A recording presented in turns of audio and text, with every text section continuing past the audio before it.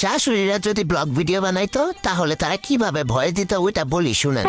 সকাল 6টায় ঘুম থেকে উঠে দেখলাম আমার বৌমা এখনো ঘুম থেকে উঠেনি। রাগে তো আমার শরীরটা জ্বলে গেল। এরপর আমি রাগ করতে করতে চলে গেলাম রান্নাঘরে গিয়ে কাজ কাম কিচ্ছু করলাম না, শুধু শুধু বাসনগুলোরে ধুমধাম করে ফেললাম, এখানে ওখানে আওয়াজ করলাম। তারপরও যদি দেখি নবাবজাতির ঘুম ভাঙে, কিন্তু ঘুমটা তার ভাঙেনি। এরপর হাতার নাম করে একটু বাইরে গেলাম। বাইরে গিয়ে যার যার সাথে আমার দেখা হলো সবাইকে বলে আসলাম যে আমার বৌমা এত বেলা হয়ে গেছে এখনো ঘুম থেকে উঠে নাই। এরপর চলে আসলাম বাড়ি এসে সোজা নিজের ঘরে গেলাম। মনে মনে ভাবলাম একটু ফোন করে সবাইকে জানিয়ে দেই যে আমার বৌমা এখনো ঘুম থেকে উঠেনি। এজন্য প্রথমে ফোন করলাম আমার মেয়েকে। সে ফোনটা ধরলো না, মনে হয় সারাদিন অনেক কাজ করে তো অনেক টায়ার্ড ছিল, এই জন্য এত সকালে ঘুম থেকে উঠতে পারে নাই।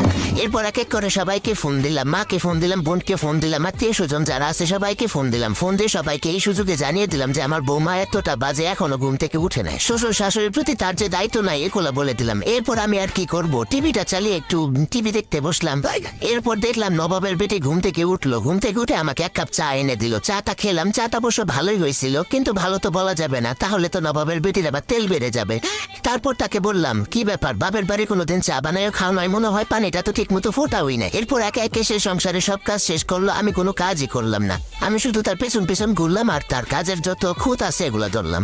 এরপর দুপুরবেলা খেয়ে দিয়ে যখন একটু শুইলাম আরাম করে, তখন ছেলে এসে বলতেছে তার শ্বশুরে নাকি শরীর ভালো না, সে তার বউকে নিয়ে তার বাপের বাড়ি যাবে। আমিও তখন সাথে সাথে শরীর খারাপের নাটকটা করলাম। নাটক করে বললাম আমার তো শরীরটা ভালো নেই, কিন্তু তারপরও সমস্যা নেই, আমি একাই থাকতে পারবো, তোমরা গিয়ে ঘুরে আসো।